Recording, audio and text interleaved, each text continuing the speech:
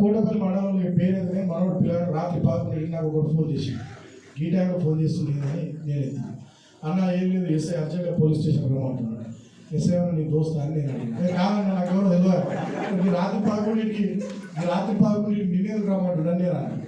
అంటే ఇక పొద్దున ఒక వీడియో వచ్చింది కదన్నా, ఆ వీడియో ఏదో నేను వాట్సాప్లో పెట్టిన ఏదో గ్రూప్లో పెట్టినని ఆయన నన్ను రమ్మంటుండు అని చెప్పి ఆయన నువ్వు పెట్టిన రాష్ట్రం అంతా పెట్టి రాష్ట్రం అందరినీ పిలవాలి కదా. ఆయన యూట్యూబ్ ఛానల్లో వచ్చిన వీడియో, సోషల్ మీడియా సైట్లలో వచ్చింది, చాలామంది సోషల్ మీడియాలో కూడా షేర్ చేసి మరి అందరినీ నేను ఒక్కరిని ఎందుకు పిలుస్తున్నా అని చెప్పి నేను అన్నాను. ఏమో అన్న రమ్మంటున్నాను, నువ్వు ఫోన్ పెట్టి నేను ఆయన మాట్లాడుతాను. నేను ఒక పై ఆఫీసర్కి ఫోన్ చేసి ఏంటంటే ఆఫీసర్ గారికి ఇప్పుడు రాత్రి కూడా మా వాళ్ళని పిలిచి ఇప్పుడు రమ్మని ఇట్లా బెదిరించులు ఏది ఏం పద్ధతి అని నేను అన్నాను. మీరు ఏమనుకోకూడదు సార్, బయట చెప్పకూడదు.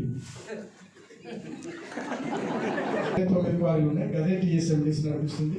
అప్పటికన్నా ఇప్పుడు లారీలు పెరిగినాయి, ఇసుక దందా పెరిగింది, మొత్తం జోరుగా ఫుల్గా నడుస్తుంది.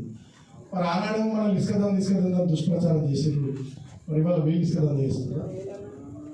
మరి నిజంగానే ఇసుక దందా మనం చేస్తున్నాం అయితే లారీలు తగ్గాలి కదా, క్వారీలు బంద్ కావాలి కదా.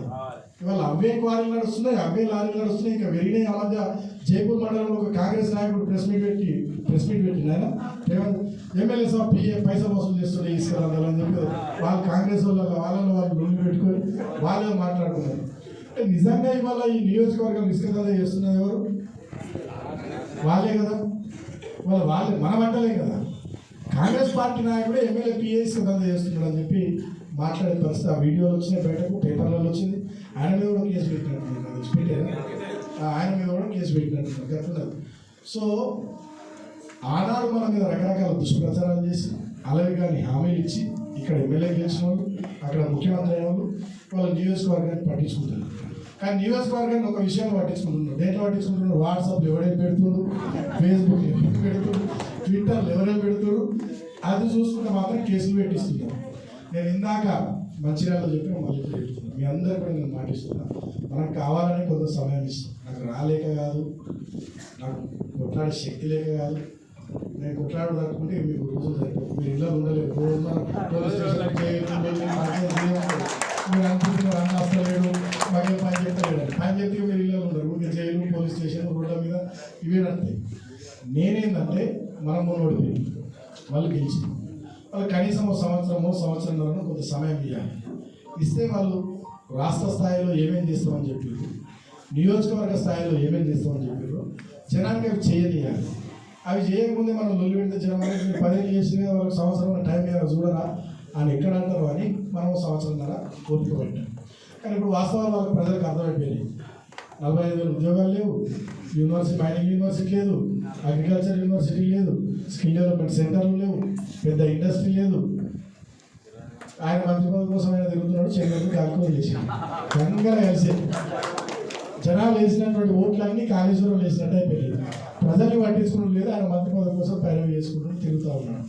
ఒకనాడు ఎట్లుండే చెన్నూరు నియోజకవర్గం, ఒక నెల ఇంకొక నెల రాగానే ఒక మంత్రి వస్తుంటే అభివృద్ధి కార్యక్రమాలు కొబ్బరికాయలు కూడదు, ఇంకో నెల అయిపోయి ఇంకో నెల రాగానే ఇంకో మంత్రి వస్తుంటే ఒక అభివృద్ధి కార్యక్రమం రిబ్బన్ కట్టేది.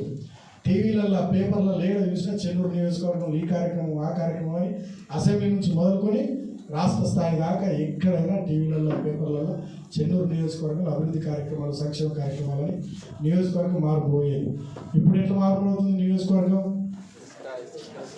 ఇసుక దందాలు మారిపోతున్నది, ఎమ్మెల్యే పిఏ దందాలు మారిపోతున్నది, కాంగ్రెస్ వాళ్ళ గ్రూపుల గొడవలలో మారిపోతున్నది. ఆయన గారి మంత్రి పదవి జోరులో ఆ పైరవిలో దాంట్లో చెన్నూరు నియోజకవర్గం మారిపోతున్నది తప్ప ఇక్కడి 102 గ్రామాల ప్రజలకు కానీ ఇక్కడ 3 మున్సిపాలిటీల ప్రజలకు కానీ ఒరిగింది శూన్యం. ఆ మధ్య ఎమ్మెల్యే గారు కొబ్బరికాయలు కొట్టుకుంటే తిరుగుతుంది. నేను చూసిన ఫేస్బుక్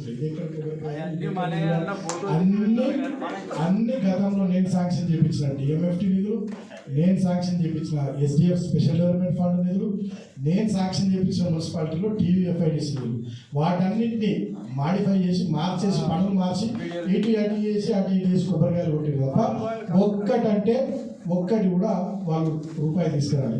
మేము మహిళా భవనాలు పెడితే వాటిని క్యాన్సల్ చేసి, మేము స్కిల్ డెవలప్మెంట్ సెంటర్లు పెడితే వాటిని